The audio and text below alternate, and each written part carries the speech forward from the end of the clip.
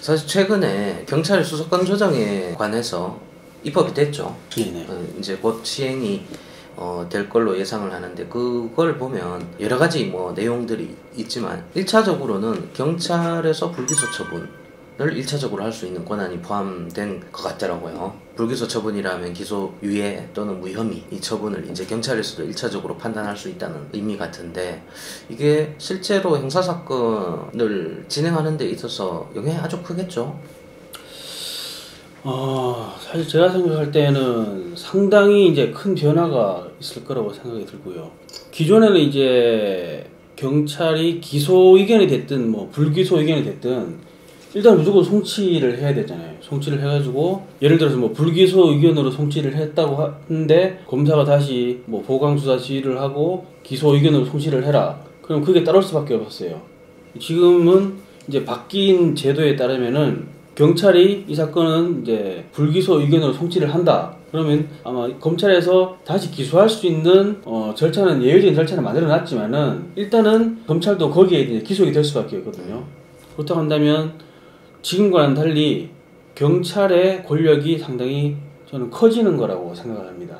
네, 저도 그렇게 생각을 하고, 사실 이제까지는 변호사로 이제 형사사건을 처리를 하면 사실 어차피 검찰에서 기소권을 가지고 있다고, 기소권과 수사 종결권을 갖고 있었기 때문에 그렇죠. 사실 경찰에서는 경찰의 의견을 중요하게 생각하진 않았죠. 그렇죠. 예, 그렇죠. 사실 네. 의견서, 변호인 의견서를 제출을 하더라도 경찰보다는 이제 검찰에 집중을 했고, 형사소송법에도 사실 경찰에서 작성한 조서 같은 경우엔 나중에 법정에서 내용 부인만 하게 되면 증거로 사용할 그렇죠. 수 없게 되는 부분도 있고, 사실 그 부분도 개정이 됐었지 싶은데, 그런 부분들을 생각하면 이제까지는 사실 경찰의 수사의 결론에 미치는 영향이 조금 미미했다고 생각을 합니다. 하지만 이제는 1차적인 수사 종결권을 가지고 있기 때문에 어떤 당사자 입장에서는, 피의자 입장에서는 경찰 단계부터 아주 치열하게 다투어야 되는 거죠. 진행을 하는 것이죠.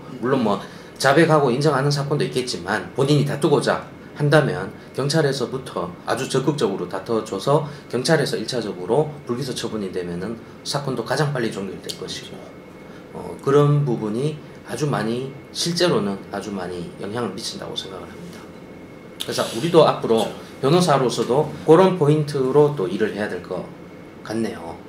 경찰 단계부터. 예, 맞습니다. 지금까지는 뭐 조사 피의자 변호인이 돼서 조사를 받으러 가든 아니면 조사를 받지 않고 뭐 의견서를 제출을 하든, 사실 그 집중되는 포인트는 사실 검찰 쪽이었거든요.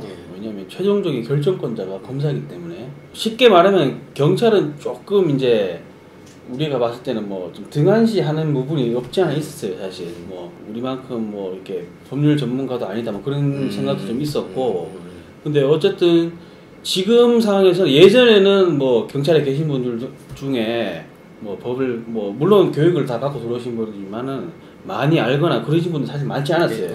근데 요즘은 이제 특히 이제 법학전문대학원 제도가 생기고 난 이후에는 특히 경찰로 이제 법조인이 가는 경우가 사실 많아요. 많고, 현업으로 조사를 이제 하시는 분들 중에도 이제 변호사를 활동을 안 하더라도 변호사를 자격을 가진 분들이 많아요. 그렇기 때문에 예전과는 달리 경찰에 계신 분들도 이제 형사 절차나 이런 부분에 이해도가 굉장히 높아졌다. 높아졌기 때문에 아마 그런 부분이 있기 때문에 또 수사 종결권을 줄 수 있는 하나의 배경도 됐다고 생각을 하고요.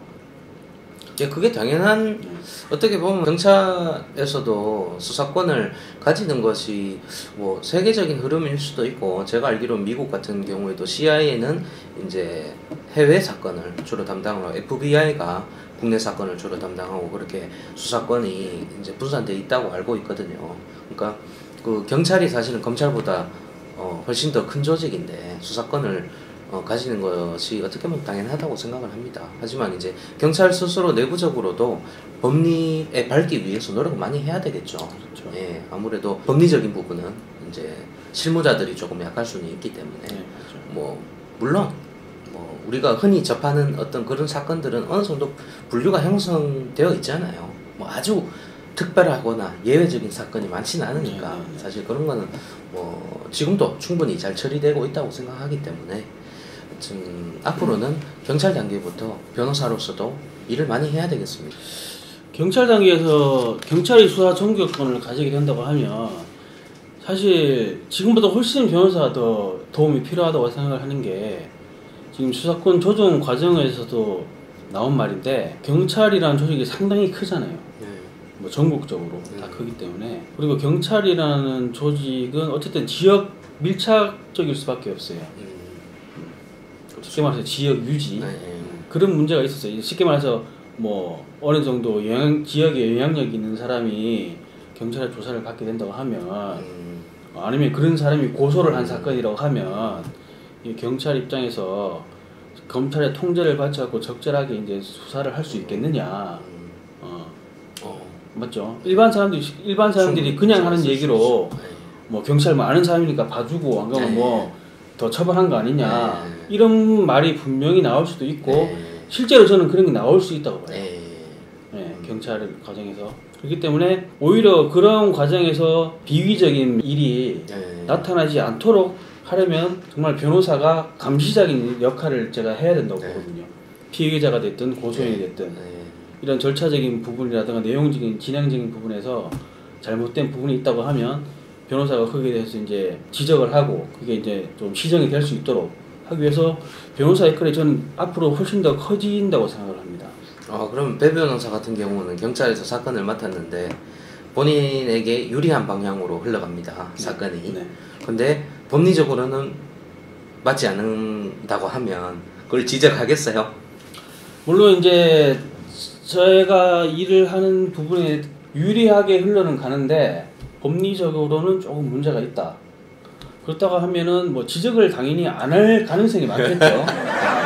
안 할 가능성이 많겠는데 근데 그러한 부분도 사실 정도적인 문제가 있는 거예요. 법리적인 부분도 우리가 법리를 검토할 때 뭐 100을 검토하면 무조건 100이 다 오른쪽 이쪽이 다 맞다는 경우는 없거든요. 어느 정도의 이제 스펙트럼이라고 해야 되나 그런 부분이 있기 때문에 법률가로서 양심을 저버리지 않는 한도에서는 누구나 고소한 사람이든 뭐 고소당한 사람이든 자기한테 유리한 주장을 할 수 있는 부분이기 때문에 그게 뭐 어느 정도의 상식선을 벗어나지 않는 부분이라고 한다면은 충분히 할 수 있는 거라고 생각을 합니다. 그래서 이제 경찰의 수사 종결권이 이제 3월이 지나면 곧 이제 시행될 거라고 알고 있습니다만 형사사건으로 고민하시는 분들은 이제는 경찰 단계부터 적극적으로 방어를 하시라는 말씀을 드리고 싶습니다.